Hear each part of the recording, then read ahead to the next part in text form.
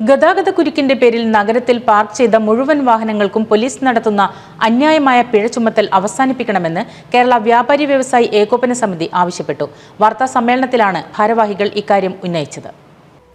പട്ടാമ്പിയിലേക്ക് വിവിധ ആവശ്യങ്ങൾക്കായി എത്തുന്ന പൊതുജനങ്ങളെ ഭീതിപ്പെടുത്തുന്ന രീതിയിലാണ് പോലീസിന്റെ പ്രവർത്തനമെന്ന് കേരള വ്യാപാരി വ്യവസായി ഏകോപന സമിതി ഭാരവാഹികൾ കുറ്റപ്പെടുത്തി. അനാവശ്യമായി പിഴ ചുമത്തുന്നതിനാൽ പലരും നഗരത്തിലേക്ക് എത്തുന്നില്ലെന്നും കച്ചവടമാന്ദ്യം നേരിടുന്നതായും ഭാരവാഹികൾ പറഞ്ഞു.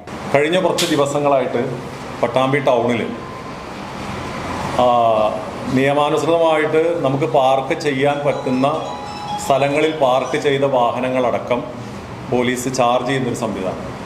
അത് പ്രത്യേകിച്ച് നമ്മൾ ആ പാലത്തിൻ്റെ പുഴ നിറഞ്ഞു പോകുന്ന ആ സമയത്ത്, അവിടെ ബ്ലോക്കായ സമയത്ത്, കടകളിൽ വെള്ളം കയറിയ സമയത്ത്, അതിൽ ഏറ്റവും സങ്കടകരമായിട്ടുള്ള കാര്യം എന്ന് പറഞ്ഞിട്ടുണ്ടെങ്കിൽ ആ കടയിൽ വെള്ളം കയറിയതിൻ്റെ പിറ്റേ ദിവസം ആ കടകൾ ക്ലീൻ ചെയ്യാൻ വേണ്ടിയിട്ട് മറ്റ് സ്ഥലങ്ങളിൽ നിന്നും ഈ കടയുടെ മുൻപിൽ ബൈക്ക് വെച്ച് അത് ക്ലീൻ ചെയ്തുകൊണ്ടിരിക്കുമ്പോൾ നമുക്കറിയാം ആ സമയത്ത് എത്ര വാഹനങ്ങളാണ് പട്ടാമ്പി അങ്ങാടി കൂടെ ഓടിയിരുന്നെന്നുള്ളത്.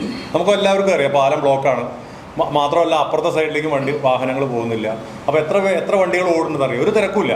ആ സമയത്ത് പോലീസ് ഇവിടുന്ന് പോലീസ് സ്റ്റേഷൻ മുതൽ ബസ് സ്റ്റാൻഡ് വരെ ഉള്ള റോഡിൻ്റെ രണ്ട് സൈഡിലും എവിടേക്കാണോ വണ്ടികൾ പാർക്ക് ചെയ്തിരിക്കുന്നത് അതൊക്കെ ഫോട്ടോയും വീഡിയോയും എടുത്തിട്ട് അപ്പോഴേ അത് ആപ്പിലൂടെ കയറ്റിക്കൊണ്ട് അവർക്ക് ഫൈൻ വരികയാണ്. ആ തുക ഒന്നുകിൽ അക്ഷയ കേന്ദ്രത്തിൽ പോയിട്ട് അടയ്ക്കാൻ പറഞ്ഞിട്ടുള്ള മെസ്സേജ് വന്നുകൊണ്ട്.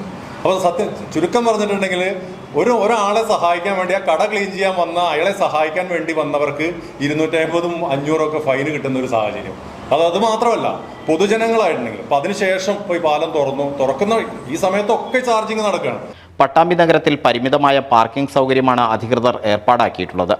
മാനുഷിക പരിഗണന പോലുമില്ലാതെ സാധാരണക്കാരിൽ നിന്നും പിഴ ഈടാക്കുന്ന നടപടി അംഗീകരിക്കാനാവില്ലെന്നും ഏതു വിധാനയും പിഴ ചുമത്തി സർക്കാർ ഖജനാവ് നിറക്കുക എന്നതാണ് പോലീസിന്റെ ലക്ഷ്യമെന്നും ഭാരവാഹികൾ കുറ്റപ്പെടുത്തി. കാലങ്ങളായിട്ട് പട്ടാമ്പിയിലെ വ്യാപാരി സമൂഹം നിരന്തരം മറ്റ് ഗവൺമെൻറ് തലത്തിലുള്ള എല്ലാ ഉദ്യോഗസ്ഥരായിട്ടും അല്ലെങ്കിൽ സൗഹൃദ രീതിയിൽ തന്നെയാണ് പോകുന്നത്, പ്രത്യേകിച്ച് പോലീസ് സ്റ്റേഷൻ പോലീസ് അധികാരികളുമായിട്ടൊക്കെ. പക്ഷേ അതിനൊക്കെ വിരുദ്ധമായൊരു നടപടിയാണ് ഇപ്പോൾ പോലീസിൻ്റെ ഭാഗത്തുനിന്ന് ഞങ്ങൾക്ക് അനുഭവപ്പെടുന്നത്. ഇത് വ്യാപാരികൾ എന്ന നിലയ്ക്ക് അല്ലെങ്കിൽ വ്യാപാരി സംഘടന എന്ന നിലയ്ക്ക് ഞങ്ങൾ പറയുന്നു എന്ന് മാത്രമേ ഉള്ളൂ. സാധാരണക്കാരായ ജനങ്ങളെയാണ് ഇത് ഏറ്റവും അധികം ബാധിച്ചിട്ടുള്ളത്. കാരണം നേരത്തെ പ്രസിഡന്റ് ഗിരീഷേട്ടൻ പറഞ്ഞതുപോലെ ഒരു മെഡിക്കൽ ഷോപ്പിൽ നിന്ന് ഒരു മരുന്ന് വാങ്ങാൻ ഒരു ഓട്ടോയിൽ നിന്ന് ഇറങ്ങി അത് സ്ഥാപനത്തിൻ്റെ പേര് വരെ ഞങ്ങൾക്ക് കാണാപ്പാടാം. കാരണം അതിൻ്റെ പരാതി അത്ര അധികം കൂടുതലായിട്ടാണ് വരുന്നത്.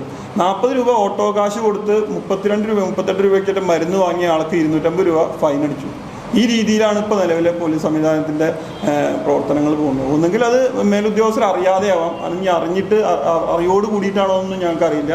പക്ഷേ ഇതൊരു സർക്കാർ ഖജനാവിലേക്ക് പണം നിക്ഷേപിക്കുന്ന രീതിയിലേക്കാണ് ഇപ്പോൾ പട്ടാമ്പിയിലെ പോലീസ് സംവിധാനം. ബന്ധപ്പെട്ട അധികൃതരോട് പരാതിപ്പെട്ടെങ്കിലും വിഷയത്തിൽ വേണ്ട നടപടി ഉണ്ടായിട്ടില്ലെന്നും ഇനിയും ഇത്തരത്തിൽ പൊതുജനങ്ങളെയും വ്യാപാരികളെയും ഒരുപോലെ ദ്രോഹിക്കുന്ന നടപടി തുടർന്നാൽ ശക്തമായ സമരപരിപാടികളിലേക്ക് നീങ്ങുമെന്നും ഭാരവാഹികൾ മുന്നറിയിപ്പ് നൽകി.